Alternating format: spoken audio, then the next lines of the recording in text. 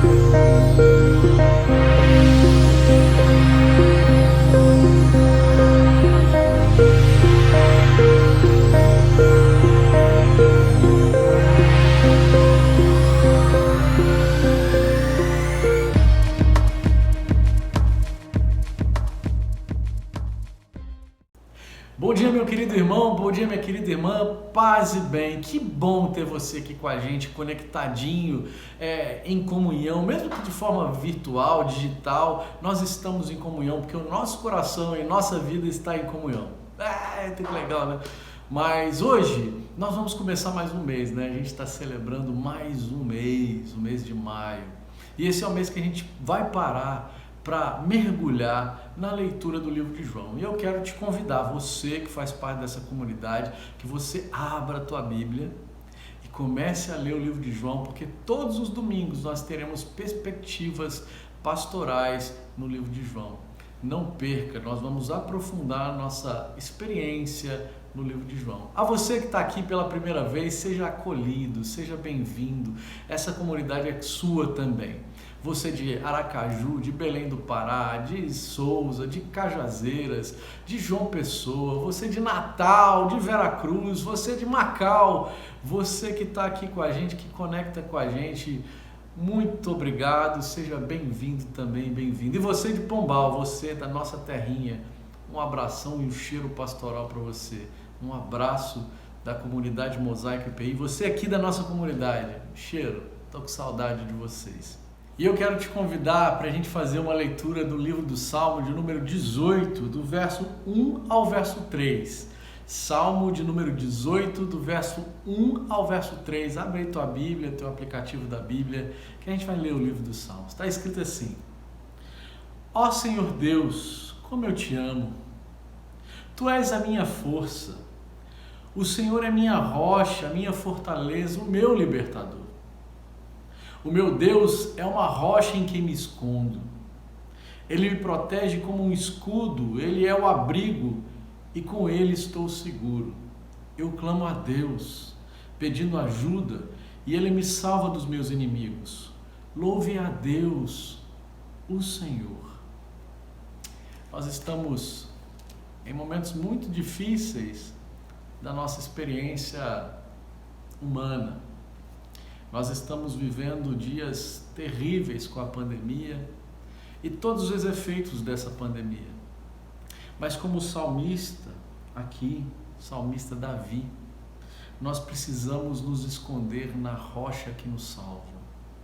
Jesus de Nazaré, o Abba, o Pai, tendo o Espírito que comunica o amor a nós. Que nós estejamos nessa manhã lembrando disso, que somos amados e que precisamos nos esconder na rocha que nos salva. Vamos orar? Senhor Deus, nós queremos te agradecer nessa manhã.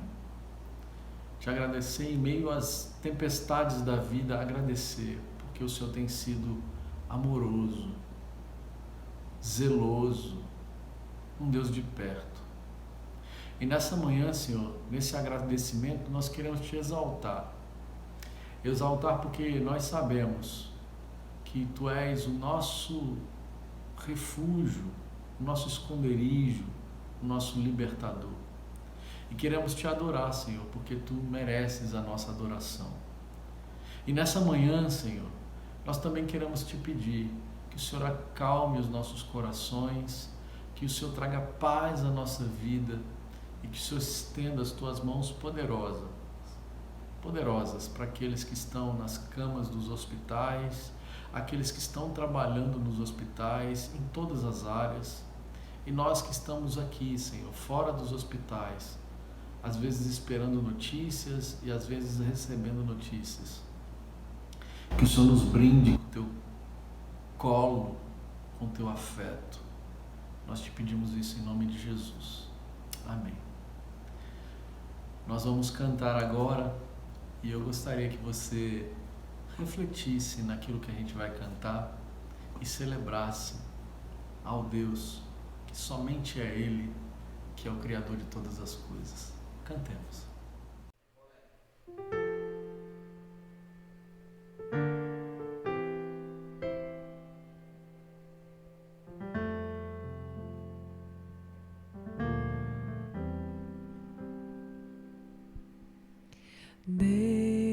Deus, somente Deus, criou o mundo e o que nele há. O ser que pode respirar existe para mostrar a glória do Senhor. Deus, somente Deus, os seus mistérios pode revelar. Os seus desígnios quem jamais um dia conheceu, pois Deus somente é Deus.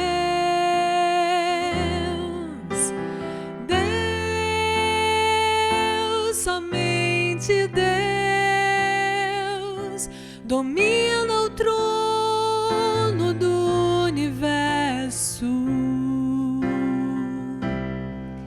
Que a voz da criação se erga para dar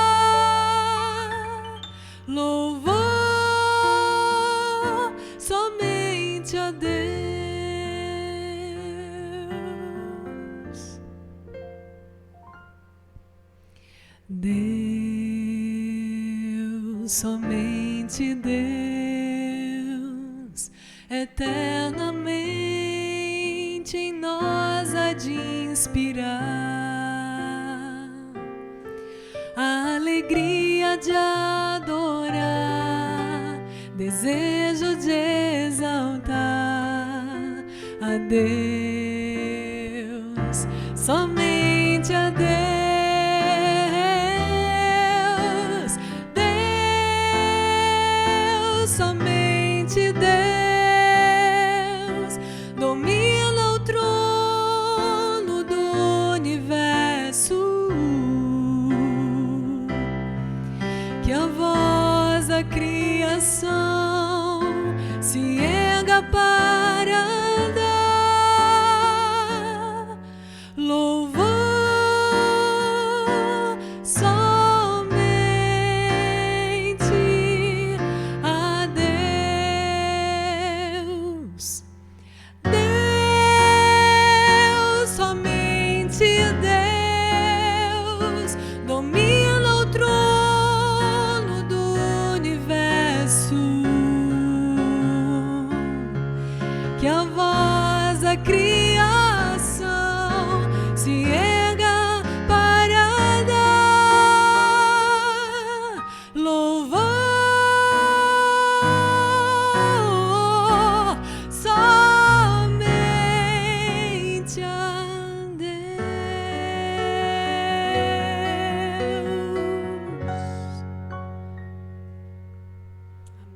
Eu sempre digo na comunidade que o reino de Deus é um reino de amigos, e uma das coisas mais legais dos últimos tempos, se tem alguma coisa legal, né? Mas uma das coisas que a gente está podendo aproveitar é poder estender, alargar nossas tendas e alcançar lugares que a gente não conseguiria alcançar de forma física, pelo menos nós aqui no sertão da Paraíba. E hoje eu teria o prazer mesmo, de acolher para trazer a mensagem aqui para nós, o reverendo João Paulo, o popular Jota. Jota está plantando uma igreja lá em Campinas, a IPI Campinas Norte. Está começando o trabalho, está fazendo de forma online, e eu queria muito que você acolhesse o reverendo João Paulo, o reverendo Jota, com todo o carinho, que vai trazer a mensagem para nós. Como eu disse, no mês de maio, nós traremos perspectivas pastorais do livro de João. E hoje eu escolhi um amigo, um amigo para começar, chutar essa bola, começar esse jogo a partir de Campinas. E é sempre bom a gente ouvir outras tendências, outras perspectivas, outros olhares do texto. Então, Jota, fique à vontade, a casa é sua também. Que Deus te abençoe e que o Espírito Santo fale contigo, em nome de Jesus. Amém. Olá, meus irmãos da comunidade Mosaico. É uma alegria poder estar com vocês nesse domingo. Eu sou o pastor Jota, sou de Campinas. Conheço o pastor Bruno, de quando ele veio para Campinas, no CTM, fazer especialização em plantação e revitalização de igreja. Na época eu era pastor auxiliar da primeira IPI de Campinas. Depois eu mudei para Assis, onde fiquei 4 anos pastoreando a primeira IPI. E desde o começo desse ano, então, que eu voltei para Campinas, no desafio agora de plantar uma nova igreja nessa cidade, na região norte, que não tem nenhuma IPI. E é uma oportunidade assim muito rica, né, poder participar com os irmãos, eu aqui em Campinas, vocês em Pombal, né? E assim, esse é um dos privilégios que a gente tem com a tecnologia. Mas eu não sei vocês, mas assim, temos vivido dias muito loucos, né? Esses dias de pandemia, de isolamento, eles realmente têm sido muito diferentes de tudo aquilo que a gente está acostumado. E eu não sei se isso acontece com vocês, mas às vezes nesse tempo eu fico me perguntando: onde é que será que está Deus no meio disso tudo?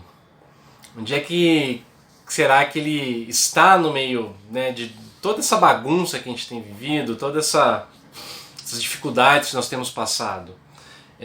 Nós olhamos para o cotidiano, nós olhamos para as nossas tarefas diárias, o trabalhar, o estudar, o cuidar da casa, cuidar dos filhos, dos netos, limpar a sujeira do cachorro, enfim, todas as coisas que a gente tem que fazer no dia a dia. E a gente se pergunta, às vezes, né? Onde será que está Deus no meio disso tudo? E não importa se você é uma pessoa religiosa ou não. Porque mesmo aqueles que não são religiosos, eles procuram por algo que esteja acima disso tudo. Procuram por algo que está além das coisas da vida comum, do cotidiano. Procura por aquilo que é extraordinário. Porque existe em nós um anseio, um desejo por aquilo que é transcendente. Pense bem, é isso que muitas vezes motiva a nossa sociedade. Essa busca do transcendente. Por que será que a nossa sociedade, por exemplo, ela dá tanto valor para as celebridades? Se a gente for notar, né, o valor que a mídia dá para as celebridades dos esportes, da televisão, os artistas, da música. Se a gente pensar só, por exemplo, no último casamento real que teve, né, do príncipe Harry, esse casamento real foi visto por cerca de 2 bilhões de pessoas em todo o mundo. Ou seja, era muita gente sintonizada, né, e de olho naquilo que estava acontecendo. Se a gente for pensar bem, por que será que as histórias de super-heróis elas fazem tanto sucesso na nossa cultura? É porque o super-herói ele está para além daquilo que é humano. O super-herói é a nossa projeção idealizada de ser humano. Os super-heróis eles são todos bonitos, são todos fortes, são todos seguros, são todos inteligentes, bons, fortes, né, justos. Enfim, aquilo que nós gostaríamos de ser. Outra evidência disso é a dificuldade que as autoridades têm de acabar com as festas nesse período de isolamento. Por que será que é tão difícil, né, fazer com que as pessoas fiquem em casa, com que elas não se reúnam nas festas? Acontece que a festa ela rompe com a obviedade do dia a dia. A festa ela transporta a gente para outro lugar, para outra situação, né? E principalmente os jovens, eles querem muitas vezes um escape daquilo que é comum, daquilo que é ordinário. De certa forma é isso que acontece conosco também, nós que somos crentes, né, que estamos aí ansiando pelo culto presencial. O culto ele também é um evento de transcendência. Se você for pensar bem, no culto a gente muitas vezes tem aquela experiência de arrebatamento. Parece que a gente é transportado para outro lugar. Parece que o tempo ele corre de um jeito diferente. Quando você está naquele momento de louvor gostoso, né? Com a mão levantada, você é transportado para uma outra experiência. E é por isso então que a gente que é crente, né, fica no pé ali do pastor pedindo para o culto presencial voltar, o culto no templo. Mas enfim, todos nós procuramos transcendência. Só tem um problema com isso. O problema é que essas buscas nossas, né, nessas coisas que eu acabei de citar, né, elas são extremamente efêmeras, são passageiras. Elas acabam rápido. E aí eu me pergunto, será que existe então uma forma da gente ver, sentir, experimentar o transcendente no dia a dia, sem ficar correndo atrás de coisas passageiras? Eu creio que sim. E é sobre isso que eu gostaria de falar nessa manhã com vocês. Eu convido você a ler comigo o texto de João, capítulo 1. Eu vou ler do verso 43 ao 50. João, capítulo 1, do 43 ao 50. Ao 51, aliás. Diz assim a palavra do Senhor. No dia seguinte, Jesus resolveu ir para a Galiléia e encontrou Filipe, a quem disse, siga-me. Esse Filipe era de Betsaida, cidade de André e de Pedro. Filipe encontrou Natanael e lhe disse, achamos aquele de quem Moisés escreveu na lei, e a quem se referiram os profetas, Jesus, o Nazareno, filho de José. Então Natanael perguntou, de Nazaré pode sair alguma coisa boa? Filipe respondeu, venha ver. Jesus viu Natanael se aproximar e disse a respeito dele, eis um verdadeiro israelita, em quem não existe fingimento algum. Natanael perguntou a Jesus, de onde o Senhor me conhece? Jesus respondeu, antes de Filipe chamá-lo, eu já tinha visto você debaixo da figueira. Então Natanael exclamou, Mestre, o Senhor é o Filho de Deus, o Senhor é o Rei de Israel. Ao que Jesus lhe respondeu: Você crê porque eu disse que tinha visto você debaixo da figueira? Pois você verá coisas maiores do que estas. E acrescentou: em verdade, lhes digo, que vocês verão o céu aberto e os anjos de Deus subindo e descendo sobre o Filho do Homem. Essa é a palavra de Deus. Vamos orar rapidamente?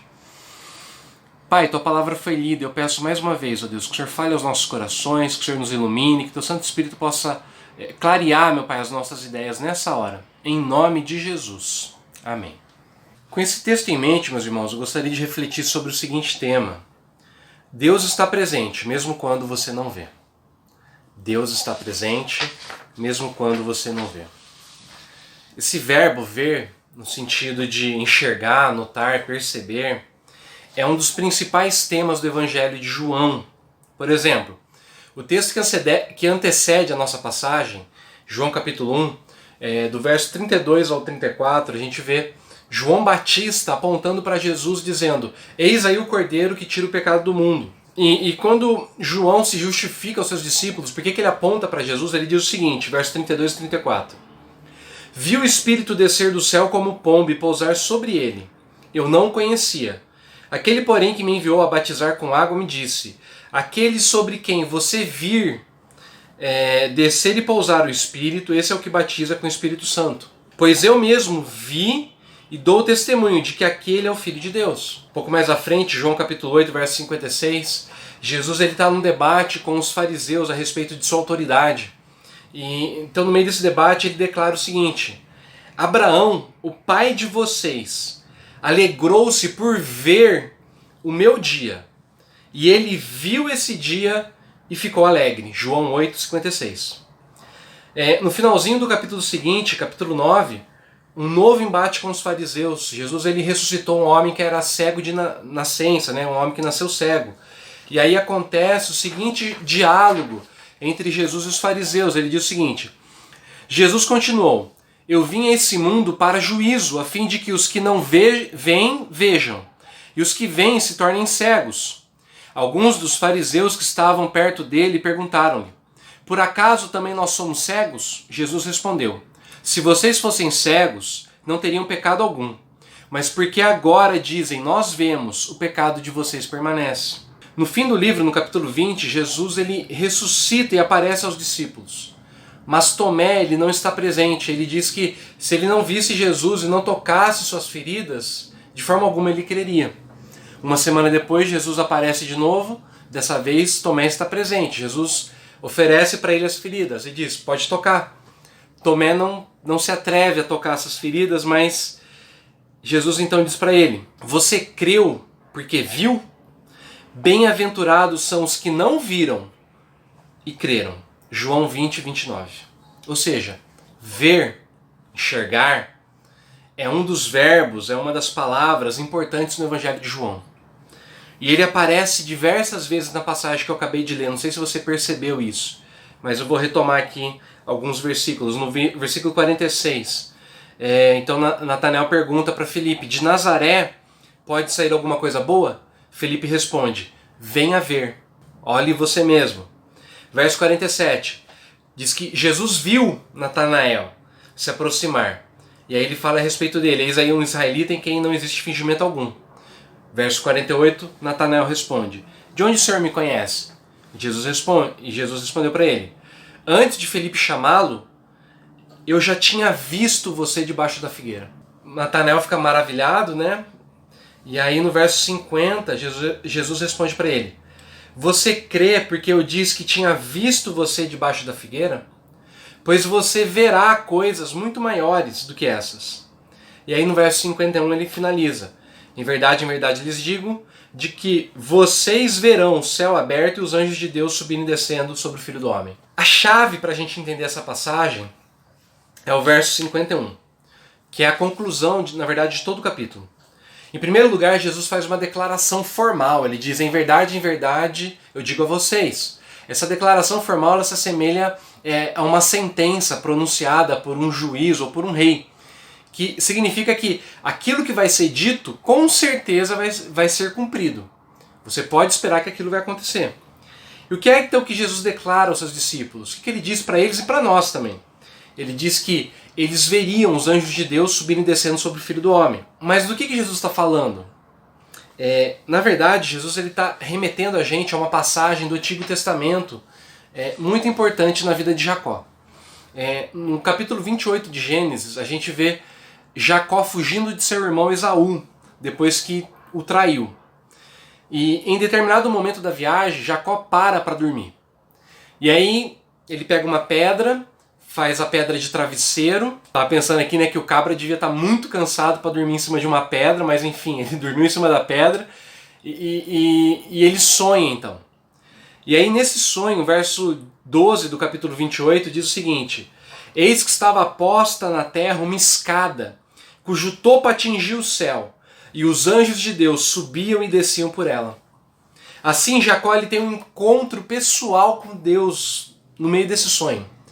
Então, no meio do sonho, Deus reafirma aquela aliança que tinha feito com Abraão, o avô de Jacó. E diz que ele promete proteger Jacó em todo o caminho que ele está para percorrer. Jacó acorda do sonho assustado e ele diz o seguinte, no verso 16 e 17. Na verdade, o Senhor está neste lugar, e eu não sabia. E temendo disse, quão temível é este lugar? É a casa de Deus, a porta do céu. Então Jacó ele se levanta, pega aquela pedra que ele usou de travesseiro, derrama óleo sobre ela, ou seja, ele faz um ritual ali naquele momento, ele como que constrói um altar, um memorial, né, como eles diziam, e aí ele ressignifica aquele lugar. Ele ressignifica aquele encontro. Por quê? Porque ele dá um novo nome para aquele lugar. Aquele lugar antes se chamava Luz, mas agora Jacó o chama de Betel, a casa de Deus. Essa é a passagem, então, que Jesus faz menção. Mas o que será que ele quis dizer para a gente quando ele comparou aquela experiência que Jacó tinha tido com a experiência que Natanael acabou de ter e que os discípulos estavam prestes a ter à medida que eles caminham então com Jesus? Eu queria que você percebesse uma coisa. O que liga a passagem do Antigo Testamento com a passagem aqui do Novo Testamento é a surpresa, o assombro, o susto. Tanto Jacó quanto Natanael, eles pensavam que diante deles havia apenas algo comum, algo usual, aquilo que era absolutamente normal, corriqueiro, aquilo que era desprovido de significado pelo fato de ser simplesmente natural. Aquilo que não tinha nenhum destaque, nenhum brilho, nenhuma extravagância. Jacó olha e enxerga simplesmente uma pedra. Natanael olha para Jesus e enxerga simplesmente um homem ainda de um lugar insignificante como era a aldeia pequenininha de Nazaré. Mas de repente, eles são surpreendidos. E aquilo que era ordinário torna-se extraordinário. Aquilo que era comum torna-se especial. Aquilo que era natural torna-se sobrenatural. De tal forma que aquilo que era nada, aquilo que não tinha valor, passa a ser carregado de afeto, de significado, ganha importância, ganha espaço, ganha peso na vida deles, porque se torna a manifestação da glória de Deus. Esse é o significado da palavra glória. A palavra glória ela é muito interessante, porque na raiz dela ela significa literalmente pesado. Por quê? Porque aquilo que é importante, aquilo que tem valor, aquilo que é especial, nós atribuímos peso. Por exemplo, você tem 2 compromissos no mesmo horário. No mesmo horário você tem a apresentação da tua filha de balé e no mesmo horário você tem um happy hour com o seu chefe. Qual dessas coisas pesa mais na sua decisão daquilo que você vai fazer? Para qual dessas coisas você atribui mais valor? Percebe? Aquilo que é importante é pesado. Esse é o sentido de glória. A primeira vez que essa palavra é usada na Bíblia é no Monte Sinai, quando Deus aparece para Moisés para entregar a ele a tábua da lei, os 10 mandamentos. Diz que a glória do Senhor desceu sobre o monte de uma forma tal que uma luz incandescente cobriu um monte e os israelitas ficaram com medo daquela aparição sobrenatural de Deus. Depois disso, a glória ela desce, ela fica em cima então do tabernáculo que Moisés constrói. O tabernáculo é uma barraca. O tabernáculo era o lugar do culto durante o tempo que os israelitas eles fazem a peregrinação no deserto. O tabernáculo é uma espécie de templo móvel que eles podiam montar e desmontar, mas a todo momento diz que a glória do Senhor ela permanecia sobre o tabernáculo. De tal forma que os israelitas podiam ver, todos os dias eles acordavam e eles davam de cara com a glória de Deus sobre o tabernáculo. Posteriormente, essa mesma glória ela enche o templo que Salomão constrói na inauguração do templo. Segundo Crônicas, capítulo 7, verso de 1 a 3, diz o seguinte: quando Salomão acabou de orar, desceu fogo do céu e consumiu o holocausto e os sacrifícios, e a glória do Senhor encheu o templo. Os sacerdotes não podiam entrar na casa de Deus, porque a glória do Senhor tinha enchido a casa de Deus. Todos os filhos de Israel, vendo descer o fogo e a glória do Senhor sobre o templo, se inclinaram com o rosto em terra sobre o pavimento, adoraram e louvaram ao Senhor, porque Ele é bom, porque a sua misericórdia dura para sempre. Essa é a palavra que descreve a presença de Deus. Essa é a palavra que descreve a manifestação do divino. É por isso que o Salmo 19, verso 1 e 2 vai dizer: os céus manifestam a glória de Deus e o firmamento anuncia a obra das suas mãos. Nesse sentido, o que Jesus ele está dizendo é que, tal como Jacó, que foi surpreendido quando no meio do caminho ele foi encontrado por Deus, ele não estava buscando Deus, é Deus que encontra ele no meio do caminho. E de repente aquilo que ele pensava que era comum passou a representar a presença de Deus, ou seja, a pedra deixou de ser pedra e virou a porta da casa de Deus. Agora, ele próprio, Jesus Cristo, aquele homem comum daquela pequena cidade, daquela pequena aldeia insignificante que era Nazaré, esse homem passou a ser a manifestação de Deus. Jesus é a nova casa de Deus. É por isso que em João, então no capítulo 1 também, no comecinho ali no prólogo, verso 14 vai dizer: e o verbo se fez carne e habitou entre nós. E tabernaculou entre nós, ou seja, ele armou a sua tenda, ele armou o seu acampamento entre nós. Ele estabeleceu o seu tabernáculo, assim como aquele tabernáculo do deserto, onde a glória de Deus era vista. Em Jesus nós vemos Deus ali encarnado, o verbo se fez carne.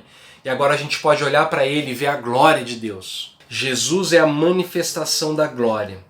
Jesus é a presença sobrenatural de Deus. Vimos sua glória, a glória como do unigênito do Pai. Em Jesus a gente tem o céu, que é o espaço de Deus, e a terra, o divino e o humano, unidos e sobrepostos um ao outro, em substituição àquilo que acontecia no templo, porque o templo era o lugar onde o céu e a terra eles se sobrepunham. Mas agora esse lugar não é mais um lugar, não é mais um prédio, agora é uma pessoa, e essa pessoa é Jesus Cristo. É por isso que Jesus vai dizer também em João capítulo 2, destruam esse templo e em 3 dias eu o reconstruirei. Tem um teólogo chamado N.T. Wright que ele fala o seguinte: quando Jesus levantou do túmulo, o mundo se tornou um lugar diferente, um lugar onde o céu e terra se uniram para sempre. Ou seja, não existe mais separação. Em Cristo, no Cristo ressurreto, o céu e terra se unem. Mas o que é que isso significa para nós? Jesus promete aos discípulos que eles veriam o céu aberto. Isso significa dizer que a dimensão divina ela estaria aberta para eles. Eles teriam acesso livre agora a Deus, à presença de Deus. Entretanto, como João mesmo afirma no prólogo, ninguém jamais viu Deus. João capítulo 1, verso 18. Ninguém jamais viu Deus. E quando João fala disso, ele está se referindo também a outra passagem do Antigo Testamento, que é Moisés, quando Moisés pede para ver a glória de Deus. Lá no Êxodo capítulo 33. E diz lá a palavra que Moisés ele é atendido parcialmente, porque Deus diz que ele cobre Moisés com a sua mão, põe Moisés atrás de uma rocha, cobre ele com a sua mão, passa diante dele e permite que Moisés observe apenas as costas de Deus, mas não a sua face. Porque diz lá, Êxodo 3:20, você não poderá ver a minha face, porque ninguém verá a minha face e viverá. Como então é possível agora que nós tenhamos acesso à presença de Deus? Como que é possível agora que os discípulos possam ver os céus abertos e que nós também consigamos ver os céus abertos? Como é que a gente pode contemplar a face de Deus e não morrer? A única razão para o céu estar aberto, tanto para os discípulos quanto para nós, É porque quando Jesus foi crucificado, os céus se fecharam para ele. Porque naquele momento ele estava tomando o nosso lugar.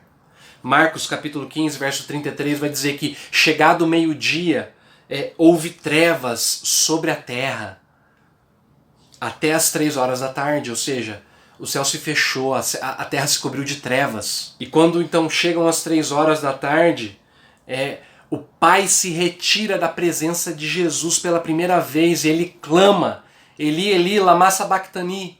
Deus meu, por que me desamparaste? Os céus foram fechados para Jesus, que tomou o nosso lugar, para que nós tivéssemos livre acesso ao Pai. É por isso então que quando Jesus dá o seu último suspiro, quando ele diz está consumado, diz também o texto que o véu do templo se rasgou do alto até abaixo, como se uma mão invisível rompesse com aquilo que simbolicamente representava a nossa separação da glória de Deus. Portanto, meus irmãos, se Deus está presente mesmo quando você não vê, o que é que isso muda de maneira prática na sua vida? Eu quero fazer 2 aplicações, uma pessoal e outra coletiva. Em primeiro lugar, no nível pessoal, isso significa para você o seguinte, que antes de você vê-lo, ele já está vendo você. Antes de você conseguir ver Jesus, ele já está vendo você. Verso 48. Jesus disse para Natanael: antes que Felipe fosse te chamar, eu já tinha visto você debaixo da figueira. Nós não sabemos o que é que Natanael fazia debaixo daquela figueira. Nós não sabemos, porque o fato de Jesus ter visto ele debaixo daquela figueira, naquela situação, pesou tanto para Natanael olhar e reconhecer em Jesus o Messias. Mas o que nós sabemos é que da mesma forma que Jesus viu Natanael, ele vê você. Da mesma forma que ele conhecia Natanael, ele conhece você. Ele enxerga tudo, absolutamente tudo na tua vida. Jesus conhece todas as suas máscaras, todas as personas que você veste, que você usa, né? A persona da boa mãe, a persona do bom pai, do bom funcionário, a persona do bom cristão, do bom crente, a persona, enfim, do cidadão de bem. Jesus conhece tudo isso. Ele conhece as suas sombras, aquilo que a gente tenta esconder da luz da nossa consciência, aquelas coisas que a gente quer manter escondida dentro do coração. E quando a gente toma noção daquilo, quando a gente toma consciência daquilo, de alguma forma ou de outra a gente acaba tentando afastar aquilo da gente rapidamente. Jesus conhece os seus traumas, as suas lembranças, as mais lindas e as mais amargas, porque ele estava lá mesmo que você não estivesse vendo ele. Jesus conhece a sua história, cada realização tua, cada troféu que você conquistou e cada derrota que você amargou. Ele também estava presente, ele conhece. E mesmo vendo tudo isso, mesmo conhecendo você, mesmo vendo aquilo que você é quando ninguém mais está vendo, Jesus enxerga em você aquilo que ninguém mais vê. Nem você muitas vezes. É por isso que ele diz para Natanael: eis aí um verdadeiro israelita em quem não existe fingimento algum. Tem um escritor que eu gosto muito, que é o Anselm Grun, que ele vai dizer o seguinte: minha angústia, meus ciúmes, minha raiva, minha decepção, minha sensibilidade, minha depressão, o não sentir o próprio valor, minha sexualidade, meus fracassos, tudo isso pode vir a ser o ponto de partida para a minha caminhada em direção a Deus. Foi exatamente isso que aconteceu com Natanael. Esse vem a ver, né, que Natanael ouve de Felipe, e aí ele tem esse contato com Jesus, ele se torna o ponto de partida para a caminhada de Natanael, e é o mesmo que pode acontecer com você. Agora, no nível coletivo, e essa é a minha segunda aplicação, quando nós caminhamos com Cristo através da comunidade da fé, a igreja, que é o corpo de Cristo, isso significa que nós passamos a ver os anjos de Deus subindo e descendo sobre o Filho do Homem, ou seja, na comunidade da igreja, que é o corpo de Cristo, nós vemos esses anjos subindo e descendo, não no sentido de que quando a gente está no culto, quando a igreja está reunida, os anjos, então, né, a gente gosta de cantar aquela música, né, anjos voando nesse lugar, em cima do povo, né, em cima do altar, não é isso, mas é mais do que isso. O anjo tem a ver com um mensageiro, aquele que entrega o evangelho, aquele que entrega o conhecimento de Cristo. Isso significa que na convivência ali na comunidade, o nosso olhar é purificado, por isso que a gente começa a enxergar a mensagem. É o que Jesus vai dizer lá em Mateus 6:22, no Sermão do Monte. Os olhos são a lâmpada do corpo. Se os seus olhos forem bons, ou seja, se eles forem sadios, se eles forem simples, todo o seu corpo será cheio de luz. Ou seja, à medida que a gente caminha dentro da comunidade, que é a igreja, e a gente vai se enchendo dessa mensagem, a gente vai se enchendo do evangelho, a gente vai se enchendo dessa mensagem da graça, nós passamos também a enxergar a vida sob a ótica da graça. É como se você colocasse um óculos, uma lente, que faz você enxergar o mundo a partir da graça de Jesus. E aí, meu irmão, tudo é mensagem, sabe? Tudo é graça, tudo é evangelho. Você olha para o teu irmão não mais com um olhar julgador, mas você olha para o teu irmão com esse óculos da graça e você vê nele uma placa, né? Igual aquela que a gente vê na rodovia, de um homem trabalhando, e você vê assim, em obras, ou seja, você percebe que o teu irmão ele não está pronto, o teu irmão também é uma obra em andamento, assim como você. Então isso te dá um olhar mais misericordioso, isso te dá um olhar mais amoroso, isso te dá um olhar de cumplicidade, sabe? De acolhimento. Porque você enxerga tudo agora sob a ótica da graça. A gente passa a olhar para o mundo como o palco onde o drama da redenção ele é desenrolado. Onde o drama, né, da salvação de Deus ela acontece. Então isso muda completamente o jeito que a gente enxerga a vida, o jeito que a gente enxerga o mundo. A gente vê o mundo como um lugar da redenção de Deus, onde os atos de justiça, onde a shalom de Deus, ela precisa ser buscada. E isso muda completamente a minha relação com o meu próximo, a minha relação com o pobre, a minha relação com o oprimido, a minha relação com o injustiçado. Isso muda o jeito que eu enxergo a criação que geme. A igreja, meus irmãos, é a única agência que é capaz de olhar para o mundo com esse olhar cheio do evangelho, cheio da graça, enxergar nele que, embora o reino não seja completo, o reino já chegou entre nós. E essa esperança do reino que vem, que já chegou a nós em Jesus, mas que ainda vem quando ele voltar para buscar a sua igreja, essa esperança que nós enxergamos à distância ainda, mas enxergamos pelos olhos da fé. Essa esperança, ela é aquilo que alimenta a nossa esperança e que faz com que a gente lute para que o mundo que a gente vê hoje seja aquele mundo que a gente almeja. É dessa forma, meus irmãos, que a profecia de Abacuque, capítulo 2, verso 14, se concretiza. Pois toda a terra se encherá do conhecimento da glória de Deus, assim como as águas cobrem o mar. A minha oração é para que você também tenha os seus olhos abertos por essa lente da graça, para que você também possa ver o desenrolar do drama da salvação, e que você não seja um simples espectador, mas para que você possa ver que você também é um ator nesse espetáculo, nesse drama, você também é chamado a fazer parte dessa história. E Jesus está construindo essa história de salvação através da minha vida, através da sua vida. Que você possa também ter os seus olhos abertos para ver os anjos de Deus subindo e descendo sobre a igreja, sobre o povo de Deus, sobre o corpo de Cristo. Que Deus te abençoe grandemente.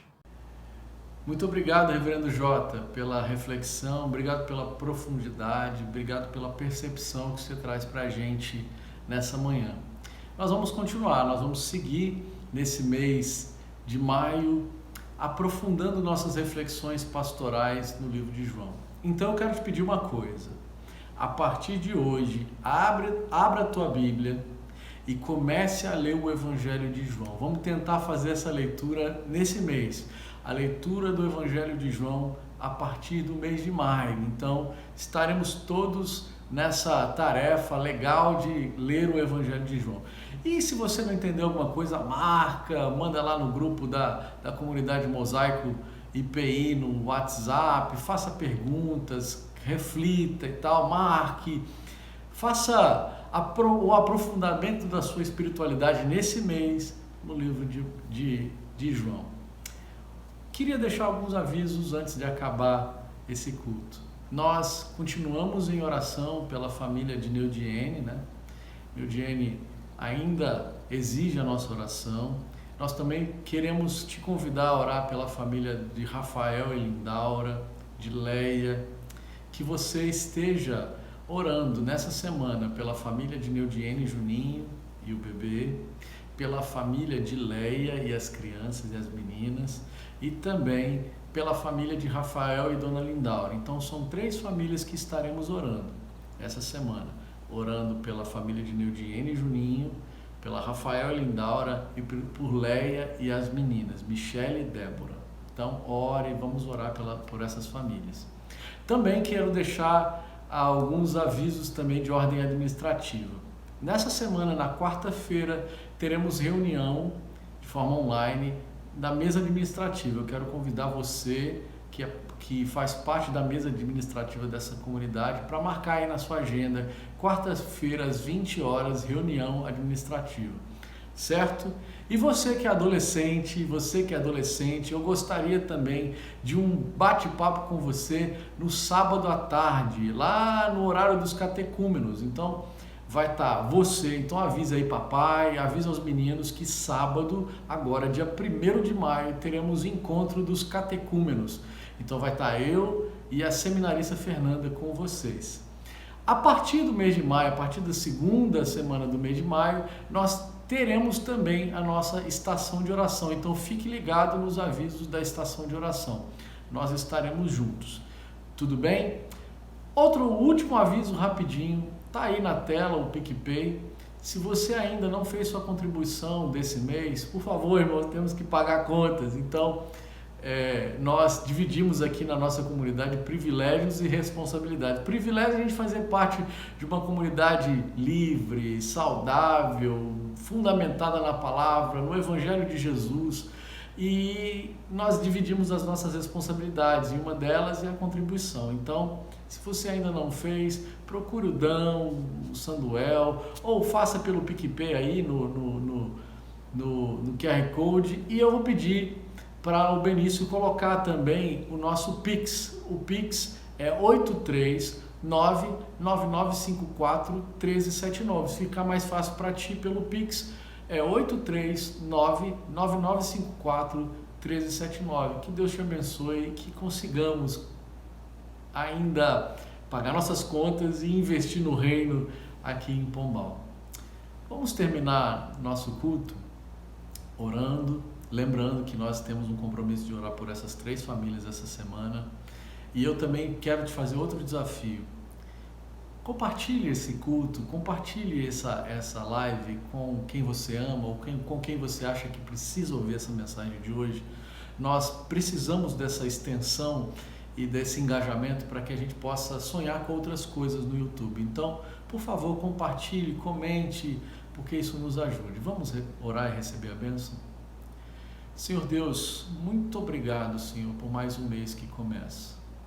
Sabemos dos desafios que estamos vivendo e nós queremos, como no início do culto nós lemos no Salmo, nos esconder na Tua presença. Como foi falado pelo reverendo Jota, percebê-lo onde ninguém consegue vê-lo. E que o Senhor nos faça sensíveis para percebê-lo no dia a dia. E que nessa percepção compartilhemos do Teu amor para aqueles que estão do nosso lado e aqueles que estão à nossa volta. Vamos receber a bênção. Que a graça do nosso Senhor e Salvador Jesus Cristo, que o amor de Deus, o nosso eterno Pai, e que as consolações do Espírito Santo de Deus esteja com você, meu irmão e minha irmã, hoje e todo sempre. Amém, amém e amém. Até semana que vem, mais uma perspectiva pastoral. Se liga, livro de João, não deixe de ler. Tchau!